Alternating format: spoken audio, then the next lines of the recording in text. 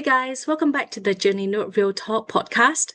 Today we're talking about resilience, a word everyone is using, but not always getting it right.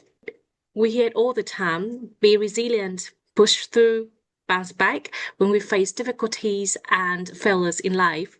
But what does resilience actually mean in the real world, at work, and in our everyday lives? Let's unpack together with our guest speakers today. Hi, Belinda. Hi, Helen. Thank you so much for joining the Journey Not Real Talk podcast. I work as a team and leadership coach inside organisations, and this follows on many years of working in the whole area of organisational culture. And again, this word resilience keeps popping up. And it was a couple of years ago I decided to really start to explore what this idea of resilience means. And I started by bringing a concept around resilient leadership into my work. So I trained as a consultant, as a resilient leaders elements consultant. I can tell you a little bit more about that later on. And I've been bringing it a lot more into my work more broadly. And where I'm most fascinated by resilience is one of the key enablers of resilience that I think is most often overlooked, and that's to do with social connection. And for me, that leads right back into how we lead organizations and the cultures that we create in organizations. And I guess bit of a spoiler alert, which is, as in life, and is the same in organizations as well, that social connection is being squeezed out. And it's not just because of remote working, there's lots of reasons that this is the case. It's having a dramatic impact on our resilience. So that's the work that I do now, working with teams and leadership to focus on their own resilient leadership, but also creating cultures where people can thrive and be as resilient as possible. Amazing. Thank you so much, Belinda. And Helen, how about you from your own coaching experience? I'm a change and wellbeing coach, and the topic of resilience runs through so many of my coaching sessions. But I'm also a partner in a training and coaching consultancy, and we're rolling out a lot of training when there are times of change. And I think we really do see the theme emerging of how important cultural resilience is within companies at times like that. And on a personal level, one-to-one coaching, I don't think a single person has ever come to me for coaching who on some level didn't also want to build their resilience. But I have actually seen the quote online from, I think it is from you, Belinda, about how resilience isn't actually a skill, it's a mindset. And I was so excited to meet you because that really resonated with me. I'm also a trustee in a regional mind network, and they talk about the importance of self-compassion in resilience. So I'm wondering if that's going to emerge as a theme today. And actually, to your point, Helen, it's exactly aligns with the research by the World Economic Forum recently, actually last year in 2025. They did a research on a lot of companies, and actually 68% of employers view resilience, adaptability as a top skill in the future by 2030. Belinda, as you are an expert in this area, can you tell us more about resilience, the actual definitions? That is it a skill, or what is it and what it isn't? Thank you. It's funny. I'm sort of thinking, oh, an expert. I'm not really sure about that. I'm definitely resilient curious and have been exploring it. So I'm sort of sharing some of the things all the things I picked up from a variety of places and make most sense to me. Mm. I do agree. I think the word resilience, there are so many definitions, and actually often it's become quite a toxic word, because it's very frequently used in the workplace to put more and more and more and more and more and more people's plates. And when people can't cope, it's like, well, they just need to be more resilient. So it becomes like a bit of a stick to beat people over the head with. So I've always sort of like struggled a little bit with, do I even use this word because of those issues? But anyway, because it's so broadly used, I thought, yes, I'm going to lean into that, but really focus on my interpretation, or the interpretation of resilience that makes most sense to me.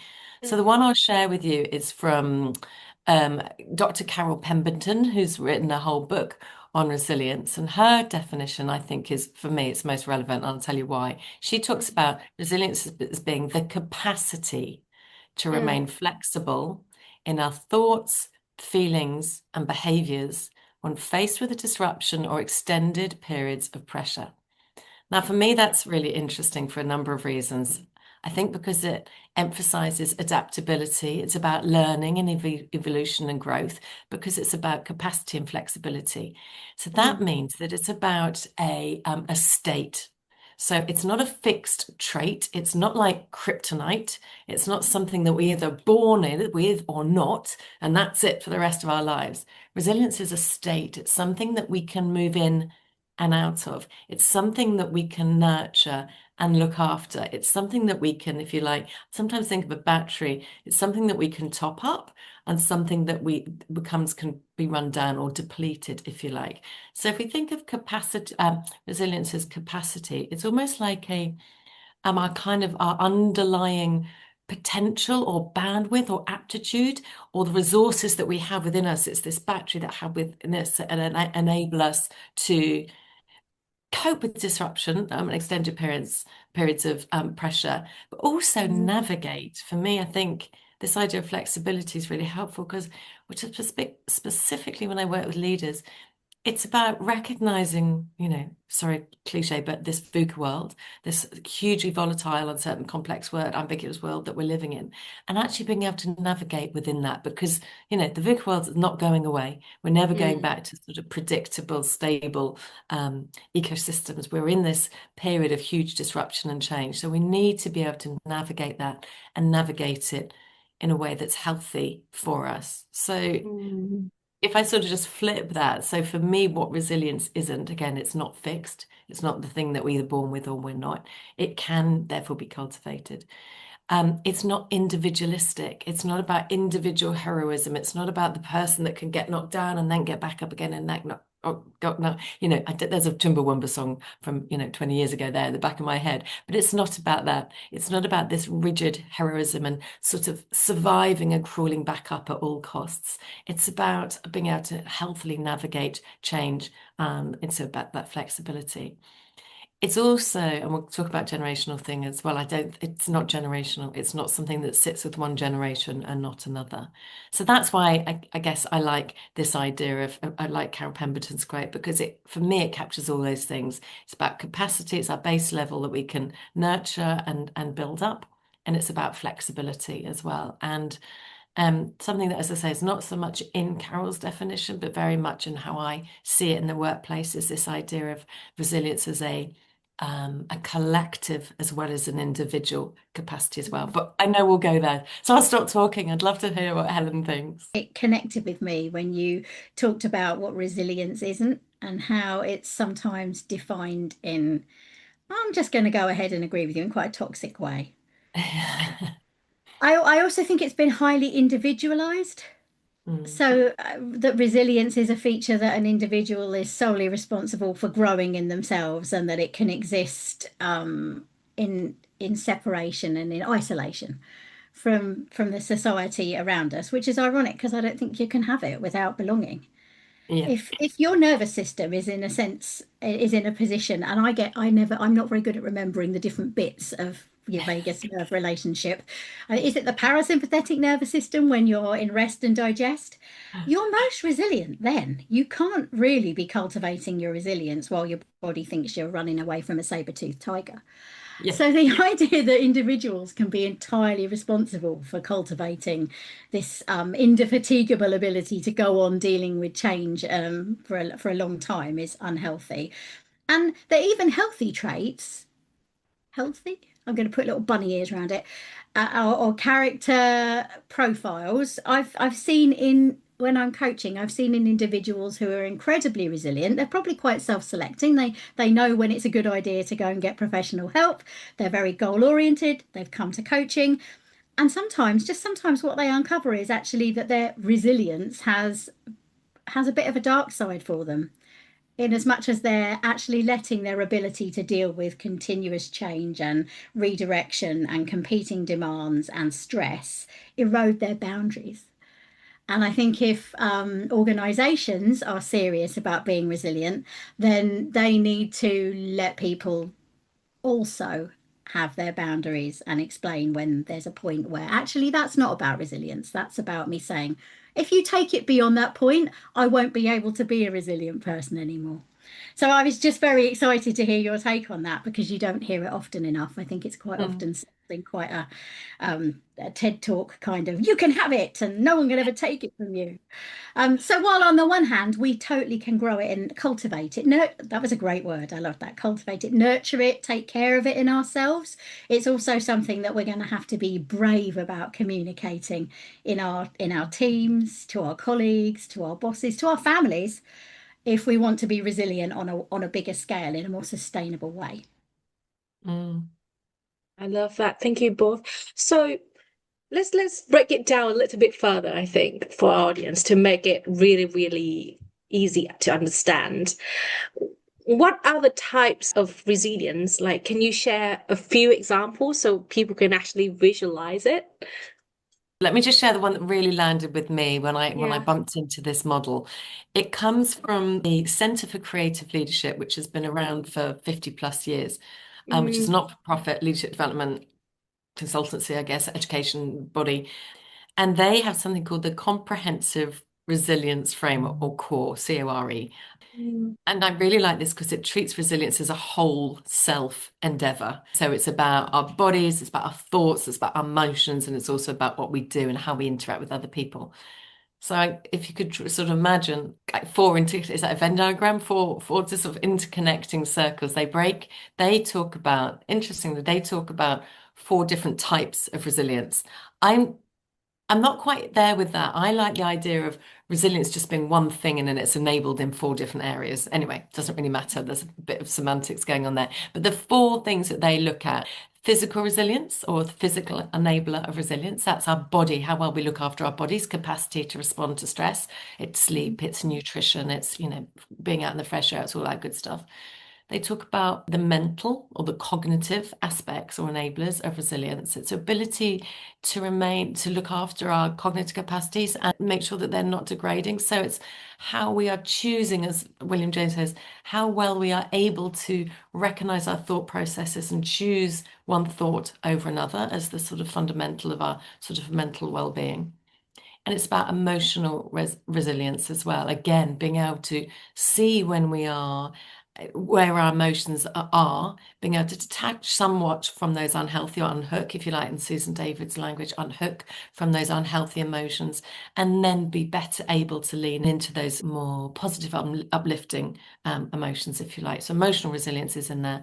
And the other ones, those things I think are really well documented, and I'm not an expert, I never claim to be an expert at any of those three key things, but I think they are pretty well known. If you talked about, what is well-being and how does that lean into resilience, most people are going to land in those three areas. But the one that I really think is massively overlooked is the social enabler of resilience. So this is how well we are plugged into relationships within us. And one of the things that really got me fascinated to join the dots, if you like, between social well-being or social health and resilience and culture was actually my partner ended up having emergency heart surgery. And this happened at the time I was reading a book by Bruce Daisley on resilience. For the reasons we've discussed, he has a problem with resilience. So the book is called Fortitude. I highly recommend it. Anyway, in the book, he quotes a bit of research that says that the biggest predictor of mortality 6 months after heart surgery isn't whether or not you're a smoker. So you would think surely smoking is going to be a big predictor of mortality 6 months after heart surgery. It's not. It's actually loneliness. Or put it another way, if you are well plugged into friendship groups, family, your community, you don't need a life partner. It's not saying, there's just one way to live a life. And I realize that social connection looks different for different people. But if you are lonely, that you are more likely to die 6 months after heart surgery than if you're a smoker. Now, that statistic kind of blew my mind. So that for me really started to fire my synapses and going, oh, look, there's a connection here between the work I do with coaching, culture and resilience. And this is how these things join up. And it's, for me, it's that fourth of the four enablers of resilience, so physical, mental, emotional. That's the social one that I really focus on, because I just think it's neglected and it's getting squeezed out of our lives and squeezed out of our organizations as well. How I think when I'm coaching, I've seen something really similar. People often start with looking after. I was a health and wellbeing coach. I worked for the NHS for a couple of years coming out of the pandemic, and a theme really commonly then were that people were poorly. They were not enjoying the best health that they could. And this is not about people becoming, influencer healthy. They weren't like suddenly running marathons, but this was people exploring and pursuing the best possible physical health they could be in. And that made a massive difference to their resilience.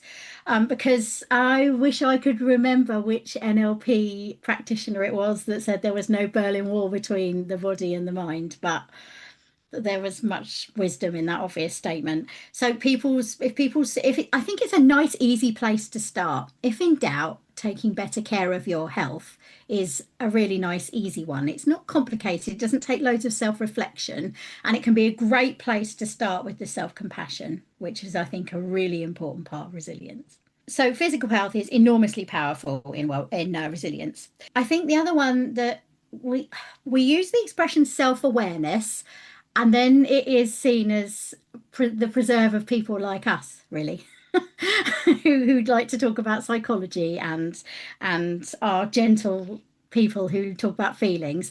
And actually, I think I've started using metacognition, particularly when I'm talking to scientists and business people, because then it sounds much harder and more scientific. But actually, it's exactly the same thing. Start with understanding yourself, because the gaps and strengths around your resilience skills are going to be quite individual. We're all different. You will definitely have some strengths. If you've even started looking for them, then you know they're there because you've got a curious mind. And the last one is, I think, our understanding, and this might connect to what you're saying about the social connection. I think it's a really good starting point to remember the kind of animal that humans are. Mm. And Thao is probably sick of me saying this because this is one of my favorite stories, but I like to remember that human beings are not like saber-toothed tigers or bears. We don't have big teeth and big claws. We bruise like peaches, but we're at the top of the food chain. And we did that because we're collaborators and we're Mm. problem solvers. Mm. And frequently we create societies on a micro and macro level that really treat both those things as weaknesses. Yes. But they literally got us to the top of the food chain. We abandoned them at our peril. And that social connection thing goes along with that. We are social animals. So Mm. unless we really believe we're evolving into, lone spirits like tigers, which I think we can all agree we're not equipped for, then we need to embrace that working together, collaborating is where we are the strongest, and that we have a long evolutionary history of being problem solvers. Mm. Rotating a problem and believing that we will be able to find the answer, that has been our equivalent of really sharp teeth. And we should lean into that. I love that. I'm so with you. We've evolved due to our ability to collaborate. There's um Mm. there's another writer, he's a leadership writer, professor from New Zealand called Alex Haslam, whose work is amazing. And if you hear him talk, it just brings this to life. But it reminds me, Helen, of something you were saying about this, which is he was talking about the fact that there have been so many different pieces of research that look at the well-being of groups of people, and they say, oh, it's if you sing together, it's about the singing, or if you go for walks together, it's about the walking, or if you and he said this one piece of research looked at they had a group of people in an old people home in Devon, and they got together every week to talk about water, their water consumption, and then their Mm. health improved. And so it was down to, apparently it was then considered to be down to their increased water consumption. He said, but the one thing all these things have in common is that they're doing it with other people. It's the with other people. It doesn't matter what you're doing, whether you're talking about history or water or walking or, playing wind instruments. It's the doing it with other people that has a benefit. And again, I do know that, we're all, neurodiversity, this looks different for different people, but the underlying principle is always the same, even if the expression of that social connection looks somewhat different. Do you think that different generations sees resilience as different thing? Oh, I don't know if I have an answer to that. People have different definitions of resilience, Yeah, right? I think There's definitely a generational gaze which suggests that the next generation down is somehow less resilient than your generation. And we absolutely see that all over the place. I'm sure we've all talked about that. You know, this idea that Gen Z just somehow need to toughen up and suck it up and get on with it. I think that generational bashing around resilience is incredibly unhelpful and unfair. I'm not discounting the fact that there are some generational differences, but they're not necessarily in resilience, but in areas, in different areas, there are definitely pronounced generational differences. Is it fair to say that Gen Z are this, that, or the other, and hit them over the head with a resilience stick? I think that's massively unfair. Is that to do with different definitions of resilience? I don't know. I think it's a great question. I'd love to think about that some more, but I haven't got there yet. Helen, what do you think? I think I've seen a slight difference, and I think this is quite, I do notice this coming up with gender as well. That some of my older clients have a more kind of unexamined belief that needing help might be weakness. Mm. Whereas I would say that it goes along with this collaboration idea. If there was one thing I could say to people today to build their resilience, just one message that they went away with, it's don't only ask for help when times are tough. Yes. Like even in like for the charity that I'm a trustee for, in much of the very good advice from the National Health Service, from psychology websites, is don't be ashamed to ask for help when you can't cope. Everyone has those moments. You should always ask for help when things are difficult, or in dark times. But actually, no, we should always be engaging with help. We shouldn't have Yeah. to ask for it, because we should have a life where it's collaboration is right next to us all the time. Don't only engage with the help available when times are tough. Make that your usual default. Don't ever see doing things alone as inherently strong. And I think there is a degree to which that might belong a little bit more to older Yeah. generations, but it is a message that gets communicated. To me, it's just utterly nonsensical. That is Yeah. not how human beings are designed. And I think that it's a little less examined among, as a belief, among men who are sort of Gen X and upwards, maybe. Yeah. I think that's such a good flag. And actually, when it comes to resilience and looking after our enablers of resilience, as you said, Gen Z are, all the stats point to the fact that they are much more comfortable talking about their mental health needs, their well-being needs, and also much more likely to seek help, the percentages on that in a really positive way. So plugging in one, this Gen Z has the volatility, the uncertainty, the difficulties in the world combined with, thinking about the Western world, the fact that they could work until they're 90, they're never going to be able to afford to be able to buy their own home. Their jobs are being taken away from them, but just swathes of the economy are being decimated, not decimated, but jobs decimated by AI. And yes, there will be new jobs created, but the uncertainty that Gen Z are facing as they enter the adult world is huge, really, really significant change. And going back to this idea of social connection, one thing that really worries me whilst we're on the sort of Gen Z perspective is that the loneliness figures in Gen Z are off the scale. What we know is that if I think of loneliness in the workplace for people with less than 5 years in the workplace is at nearly 60% of people with less than 5 years tenure at work say they are lonely some or all of the time. Now that's terrifying, absolutely terrifying. But what we know is that some of the behaviors that can help with loneliness are disappearing, or are less frequent in Gen Z. Gen Z spend more time alone than any other generation. And they're less likely to engage in group activities, which is slightly at odds with the running social thing taking off hugely. So some of these things are slightly conflicting, but what we know on the whole that Gen Z spend more time alone than any other generation, and the impact on that on our social health is really significant. That's both in our lives and in our work lives as well.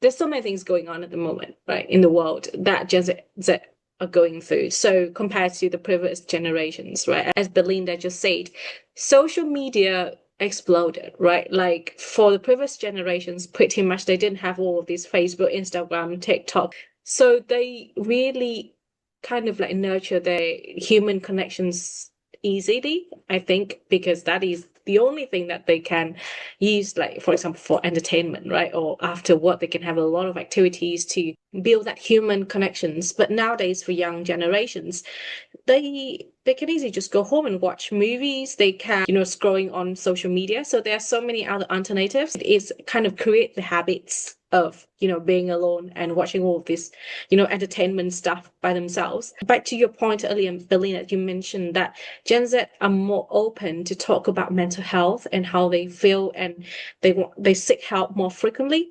I think one of the reasons for that is because they have observed the previous generation's suffering. So, for example, our parents, right, in the past, they had to, focus on making a living, right? So growing up, seeing our parents suffering, coping with life on their own. For some cases, they even see their parents suffering from trauma, right? Like from the war or from their childhood. So I think because they have seen that, so they'd be like, I don't want to be like that. So I won't start seeking help from any moment that I need it. And interestingly, to some extent, when Gen Z seek for help and all the exploring new things, because there's just so many things going on at the moment, right? They take time to explore things. Having a job to make an impact becomes more important to them than just, having a job to earn for a living, right? That sometimes is being seen as uncertainty to the previous generation, and they feel uncomfortable with that. They feel like we are just, juggling around, playing around, not being serious about our job, right? Why? It's really like there's so many options nowadays. So for us who, let's say, are at the age of 18 or 20 or something, right? How can we know which one we like? Because we haven't got the chance to try it, right? Frankly, a lot of previous generations, when it comes to job selection, they would decide to go with the safe path. So these are kind of like the jobs that are going to have stable income. But nowadays, for Gen Z, there's so many other options. Being an influencer, that didn't really kind of like exist in the past. So I think there's so many things going on from all different aspects that are having an impact on how Gen Z behave, think, and perceive the world around them. Humans have a long history of writing about how the pace of change is unprecedented and surely humans will never survive and our heads will explode. We've been thinking that since we first started like recording things in a tangible way. So while it's indubitably true every single time we write it down that things are changing fast and differently than they ever have before, the feeling that things are changing fast and differently and in an apocryphal way is one that humans have had forever. When we look back now at the big Renaissance figures, like in Italy, like Petrarch or the painters, or Shakespeare, do we say they were just mucking around, not taking work seriously? How was the Renaissance different than an explosion of creativity on social media? I mean, will all of the influencers and everything created on TikTok be considered art in a couple of 100 years? Definitely not. Will some of it? Well, experience would tell us that, yeah, probably. I think what is probably unhelpful for human beings that we could do with losing is this idea of setting generations up against each other in opposition to one another. Because we grew up as a species with intergenerational living and everybody had something to offer. There are certain skills and mindsets and habits that probably get honed and nuanced with experience, which, all right, some people can be on the planet a really long time and appear to have learned nothing, but most of us accumulate new skills and understanding of perspectives as we are on the planet longer. But when I'm coaching Gen Z, I've written a whole piece on it on LinkedIn, actually. They are the most responsive to coaching tools. Wow. And I don't know that that's generational so much as it is age related. Yes. I'm not sure, but Yeah. they do also have definitely a linguistic toolkit to talk about mental health and Mm. intellectual and emotional skills that I certainly didn't grow up with, and I'm thrilled Mm. to see arriving as the norm. But yeah, I think that we need to be really careful thinking that we have some kind of apocryphal change happening among the generations. I think Yeah. there's nothing new under the sun. So, in your experience, how can individuals nurture their resilience? Belinda, you mentioned different types of resilience earlier, and that really opened my eyes because for me, I mean, so far, I think personally, I've always treated resilience as emotional resilience. And apparently, Yes. there's so many other types of resilience, right? Yeah. As you mentioned, physical, mind, and everything. If there's any basic practical things that they can do, what Yeah. should they do?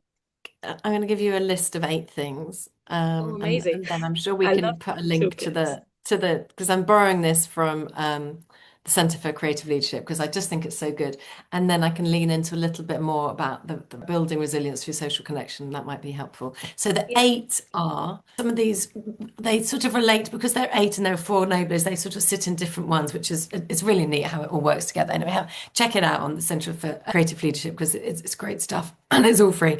So, number 1, sleep. So obviously, that's an enabler of both physical and mental resilience. And again, lots of these you'll see how they tie to the different 4.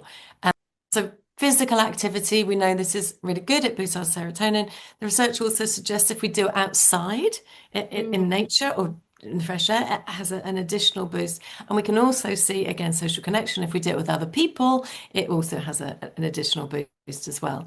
Mindfulness, no surprises there. I think every corporate program under the sun who's ever looked at well-being probably has an element on mindfulness. Um, Cognitive reappraisal. This is about re-examining things that we are finding that causes negative emotions. So it's not saying negative emotions are bad, but it's very easy to go into a situation and, maybe I go and give a talk to a group and I come back and go, they didn't like me, I was rubbish, they're never going to book, nobody's ever going to book me ever again, this is the end of the world. Cognitive reappraisal is about actually re-examining those thoughts and saying, really? Is that really true? Maybe you're examining in that, expanding that. What I mean, exaggerating that a little. Maybe you're negating the fact that 3 people at the end of it came and told you that they found it really useful and wanted to talk to you. Is it really getting to the end of your career if 2 people looked a bit bored? That's what I mean by cognitive reappraisal. So it's just kind of thinking about what are we exaggerating or distorting or overlooking when we think about things. Savoring. This is about, the sort of the journaling about what's gone well today. What am I grateful for today? What's been a highlight? And I used to do this a lot with my kids at dinner. I realize that makes me sound like the best person in the world. We probably did it on holiday only, but like, what was the best thing about today? What was it? But it's doing that with ourselves. I always think coaching is about workshopping ourselves a little bit. Gratitude. Now, this is different to savoring, and that gratitude is the way that this framework uses it is about being grateful for other people as well. And so, not just acknowledging for ourselves what's going on well, what we're grateful for, but actually acknowledging the role of other people and maybe reaching out and saying thank you just a little Mm. bit more because that has a benefit for us, that has a benefit for other people. So, you can see the social connections here. Now, the last 2 are very specifically in that social connection bit. So, social connection, massively important. I've got a little tool that I've found some which I think is really neat. But I'll come to that in a minute. But social contact, I think this is a really interesting one. Obviously be very careful about this in the workplace. Also be very mindful of different people have different needs around this. So shaking hands, but also stroking a dog. That sort of touch and the sort of, again, be very, very mindful of this. Don't overstep boundaries, be mindful of different people's needs around this. But I thought, isn't that interesting? Social contact as a sort of, anyway, that they talk about that a lot more. Would you like me to share the tool that I find really useful around social connection? Yeah. It's the 5-3-1 model. And this comes from an author. I've lost her name. Kelsey somebody. I'll share it in the notes. So the 5-3-1. So really simple to remember. Spend time with 5 different people each week. Mm. Now, if we're in the workplace, that becomes quite easy, but spend time, not just walk past them, then just a little bit of time. 5 different people. They don't all have to be new connections or people that you don't know, but it's nice to have a little bit of diversity. There's lots of benefits of having a bit of diversity in who we spend time with, but 5 different people a week. So 3, this is something we do daily. Nurture 3 close relationships every day. So just checking in with people, updating them what we're doing. And that is a great role, social media, the WhatsApps and all of that stuff. Just checking in with 3 different people a day. And one, and this is often the one where people go, what? Try and have 1 hour of quality interaction each day. So 1 whole hour of quality interaction each day. It doesn't need to be a solid hour, and it doesn't need to be just one person. So it can be made up of different elements of quality interaction. So if we're in the workplace, maybe it's about having a 10-minute chat as you're making your cup of coffee. Maybe it's about going out for a walk or for lunch with somebody for 20 minutes over lunchtime. Maybe it's chatting for somebody on the bus or in the car on the way home. But 1 hour of quality interaction each day. I think it's really useful. Imagine having that post-it note, particularly if you're working from home. The 531 post-it note on your laptop every day, just as a reminder, okay, my 531, what am I doing to fill my pot, to fill my social health pot with this 531? So hopefully that's helpful. I love that so much. Helen, I don't know what you think about this, but it's definitely going to be one of my favorite frameworks, and I'm going to stick it on my wall and then to remind me to do that. Because in consulting, we are also encouraged to meet new people every week. That really resonates with my own experience. It's easy for human beings to get into the habit of making decisions and setting plans and goals from a place of fear or shame. I think they are useful feelings, both. They keep us safe, but they are for emergencies. And if we're living our life always acting as if we're in a state of emergency, that's not resilient because it's not sustainable. So I would say know what you're ashamed of. You don't have to show it to everybody, but at least show it to yourself. And if it's too painful for you to look at it, go find someone who'll look at it compassionately with you, because you'll be immeasurably stronger once you've identified that. And we all have something we're ashamed of. And know what you're afraid of. Because if you're running away from something and you're not even sure what it is, again, you're not going to be making resilient decisions. And if you like, on the flip side of that, work out it when you feel strong. Remember times when you felt competent. In coaching, we often call it that resourceful state, because a big part of resilience is hope, the belief that whatever the problem is, whatever the change is, we have the capacity to build skills, to find a solution, to rotate the problem. People who believe that they can rotate this problem and will find a solution and will move past it, or at worst, this too shall pass. The people that believe that these things are transient and they can survive them, they are inherently deeply resilient people. And they do that by working at remembering, oh yeah, there have been times I've felt afraid before. There have been times I've been overwhelmed. I've had big problems I thought I couldn't overcome before, and I always have.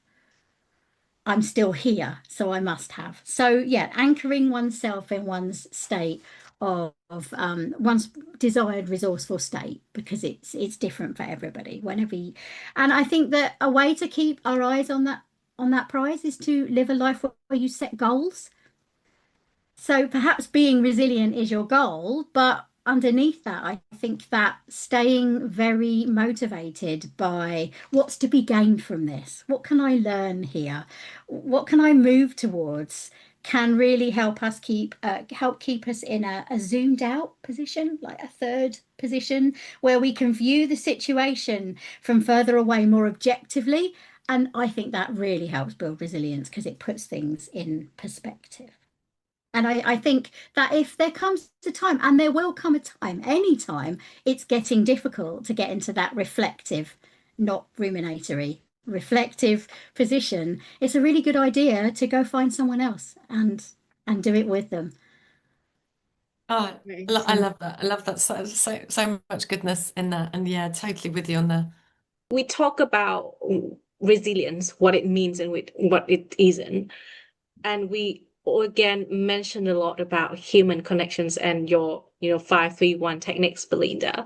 So, what is the role of human connections in enabling resilience from your point of view? I can't explain it scientifically, but all the science points at it. But again, if you go back to that evolutionary picture, Mm, as human beings, we have, I don't say design, but we have thrived and prospered by against the top of the food chain by being in communities, by being in collaboration with other mm, people. And everything our body does is designed to support that. So the whole reason our brain is so big is that it's a social brain because we are constantly reviewing our social environment, not just for the saber-toothed tigers, but we're constantly reading what's going on with other people. Do I belong? Do I fit in? Am I going to be safe here? Am I going to be chucked out into the wilderness and eaten by a saber-toothed tiger?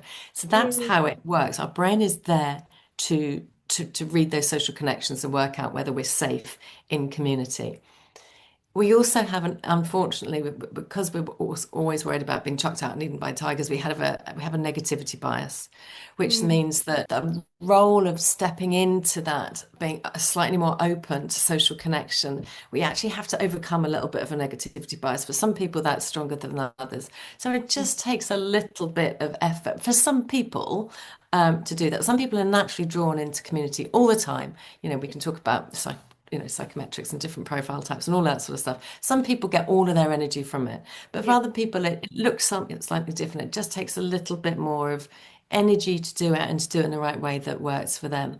And fundamentally, what we know, if I look at the organizational lens, we know that when people, whether it's the Gallup question, do you have a best friend at work, or whether it's people reporting that they feel that they belong, when those metrics are in the right place and people feel like they belong and they are welcomed and socially connected, productivity goes up, engagement goes up, long tenure goes up, innovation goes up, customer, all the metrics point to the fact that when you have an organization where people feel safe, that they belong, and they are connected and liked, and they have those connections, then it's good for business. It's good for organizational health as well as for our individual and team health as well. Right. And I think for what you have just said is actually what resilient means in the workplace, right? Mm. Is there anything else you would like to add? Because I know we talk about resilience at the personal level. Now, Yeah, in the workplace, what does it actually mean? And what yeah, are the examples of yeah. resilience in the workplace? So I think, resilience in the workplace, when we're talking about human resilience, whether that's individuals and teams, it means exactly the same thing. The capacity to remain flexible in our thoughts, feelings, and behaviors when faced with a period of disruption or Mm, prolonged period of pressure. So it means exactly the same thing, that ability to navigate change and uncertainty.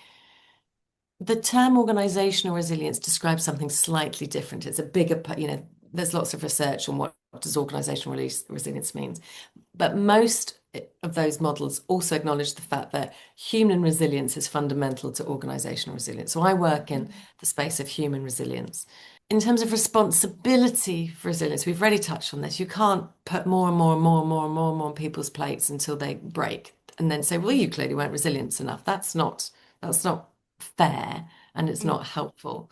That said, as individuals, we absolutely have a responsibility for taking care of our own resilience charge, if you like, how we feed in to look after those four enablers. Absolutely, that's our responsibility as human beings in society. It's nobody else's responsibility. But when we think about more broadly in terms, if we think then the next level of team resilience, and I think resilience, teams and teaming is fundamental to organizational health. So how we team with other people in the organization is massively it's hugely influenced by our team leaders, by leaders in the organization and also our team leaders. So leaders who demonstrate and role model human connection and a care for other people and create spaces for people to connect with other people, whether they are remote or in an office, doesn't really matter, but creating space and making it a norm that we check in with each other, we have a bit of fun, we ask after, our cats, our dogs, whatever, aging parents, whatever it may be. They role model that behavior and they create some space for that as well.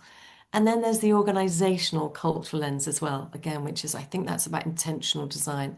So ensuring those leaders at the top of the organization care enough about the thriving and the human connection within the organization, again, that they role model that, and they design into the organization points where people do come together and they do connect, and that actually we don't do it as a kind of a lip service thing, but we invest our time and energy in bringing people together, whether that's face to face or virtual, and investing in that human connection, getting to know each other, because the dividends, the payback for the organization are multiple. And unfortunately, too many organizations and leaders and managers are just so squeezed, they're forgetting this bit. And organizations are sort of suffering as a result. Yeah, I completely agree with you because from my own corporate experience, every organizations, every companies, they have their own culture, right? But actually, I think the employees will not be able to feel that culture or live that culture if the leaders' behaviors are not aligned with the cultures. It's very important who the leaders are. Each leaders, they have their own leadership styles, right? So it's really have an impact on the productivity, the teamwork, the collaborations, the results of the work. If the human connections is not there and the employees can't feel the connections with their own leaders. So I have probably a slightly nuanced perspective on the business of connection. Belinda, you touched on it earlier because I have ADHD and I coach quite a number of people who are neurodivergent. And something that has often come up with people with ADHD is because we don't always feel like we fit in. Our values are and the way they manifest and the ways that we get things done. We might get all the same things done, but the methods to get there may be different, might look a bit different. This idea of fitting in is quite difficult. And I had realised that I probably use it in my job, and it's probably become a bit of a superpower. This building connection business, I realised that I had learned to build connection really quite artfully, and that I was doing that as a mechanism of feeling safe. And this, I noticed this was a common skill among particularly people with ADHD, is this ability to build connection with almost anybody. It comes at a cost to us.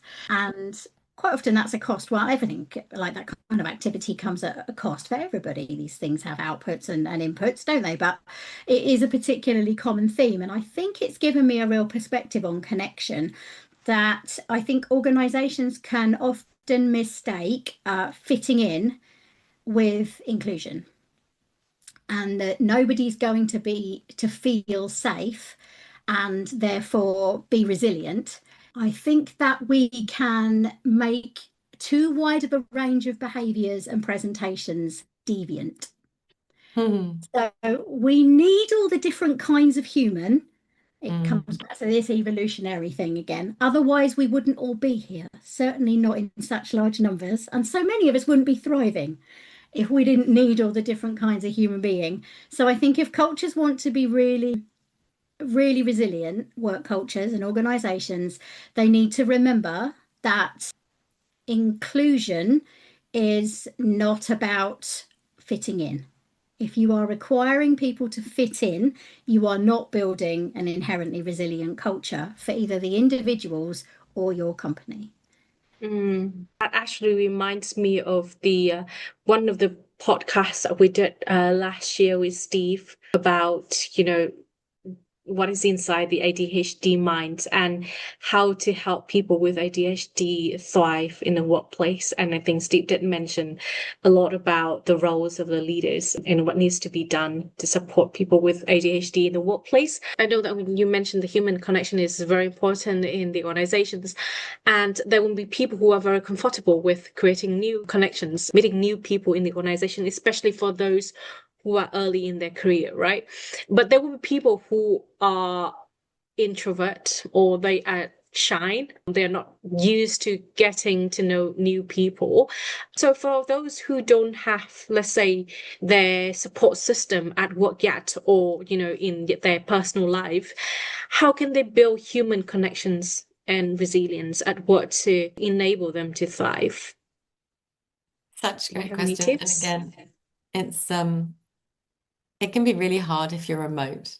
And I think you're really lucky if you have a leader and a team that invests just little bits of time in bringing people in. It's the beginning of a Teams meeting is everybody on their emails waiting for everybody to arrive, and then off they go, or they having a little chat. It's that you're really lucky if you have a leader who's mindful enough to make sure that those behaviors are really important. Those rituals, if you like, are really important. So, but what can you do for yourself? I think, it's those small micro interactions.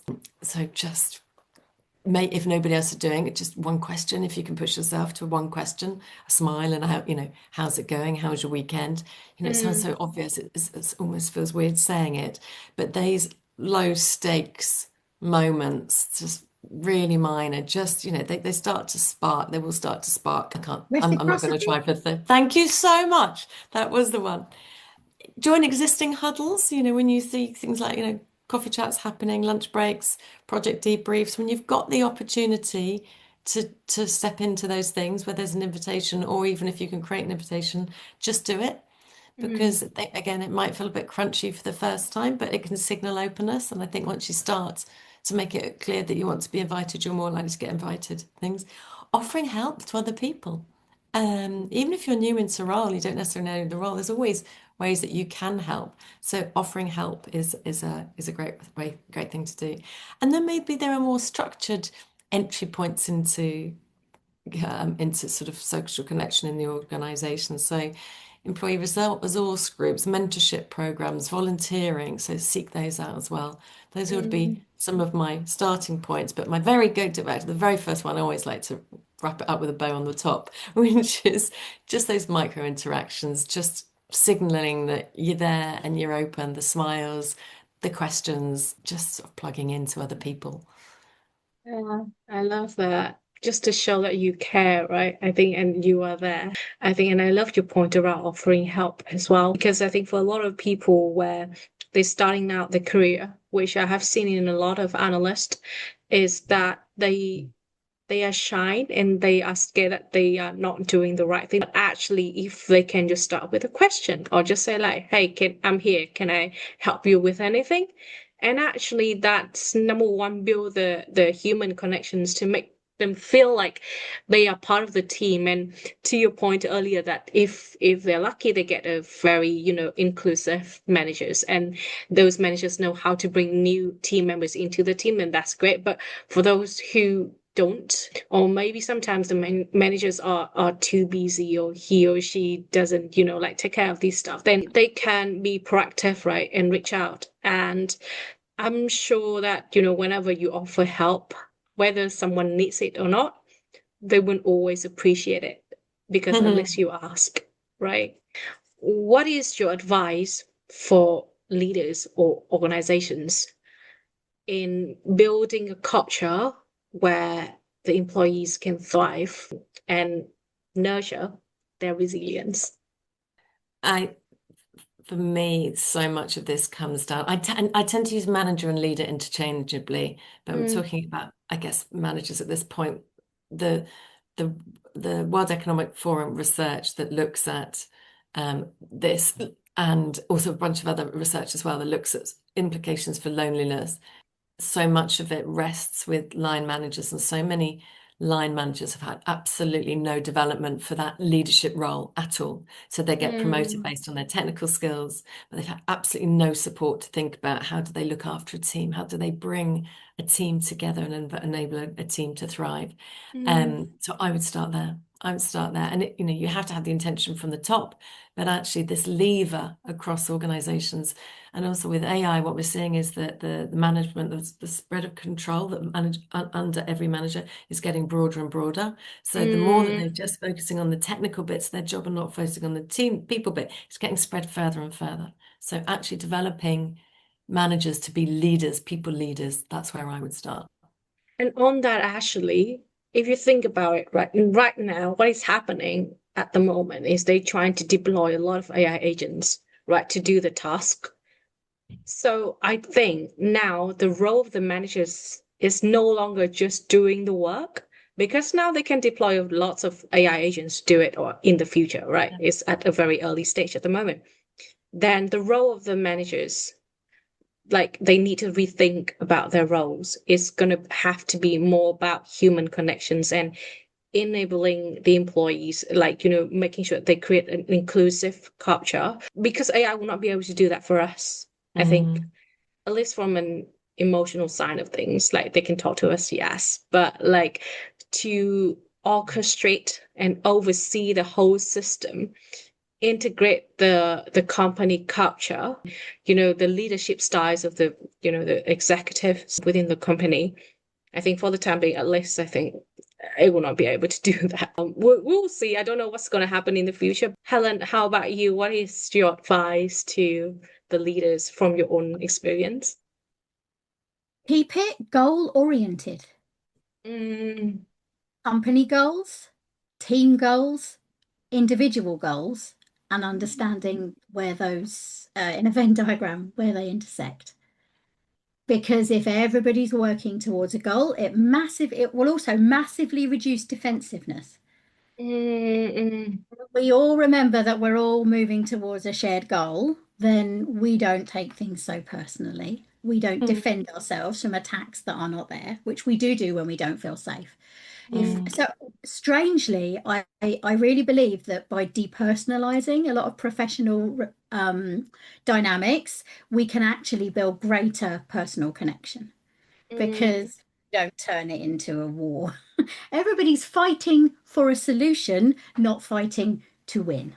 And I think mm, that the simplest way to do that is to make it about goals. Because every time human beings remember that they're all in the same boat, they've all got an oar and they're all rowing in the same direction, we work brilliantly together. Anytime we're thinking, I can't move that oar as fast as they can move their oar, maybe I should take their oar from them, people start falling out the boat. The boat doesn't go anywhere. Also, I would say, please remember that human beings have an arc. We're meant to have an arc. Like we are reflective, thoughtful beings. That's our strength. Again, it would be something that we would abandon at our peril. I think it's 70%. I can't remember. It was a big management consultancy that did the research. 70% of corporate change programs fail. And there's gosh, lots of reasons that are put out there, but the biggest one is that they just aren't prepared to go through the change arc. yeah. All animals on the planet have a change arc, and we're quite complicated animals. So naturally, our change arc is a little bit longer, and you have to go Mm, through it. You can't just shortcut and get to the end. mm, So accept that everybody has an arc. Stay goal oriented at the big picture and at the smaller picture.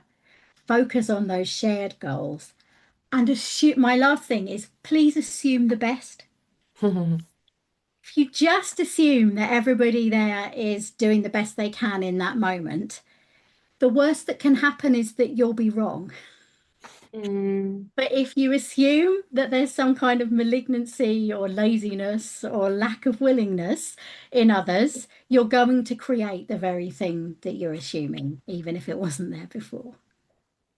Personally, I've been very lucky to work for organizations that really care about individual goals, but that is not the same everywhere. I really love that point that you mentioned when individuals' goals matter and managers need to care about that a little bit more and actually even help the employees to realize what their individual goals are, especially for young people starting out their career and they don't know yet, right, what the future is going to hold, who they can be within the company, what areas that they may like working in, or which part of the companies that they want to help out and which skills they can develop. Thank you so much both for sharing everything today. I think we have learned a lot about resilience as well as, all the tactics at the personal level. Also how organizations and leaders, managers can help to build a culture that enable people to thrive. And to our audience, thank you for watching this episode. This has been the Journey Note Real Talk.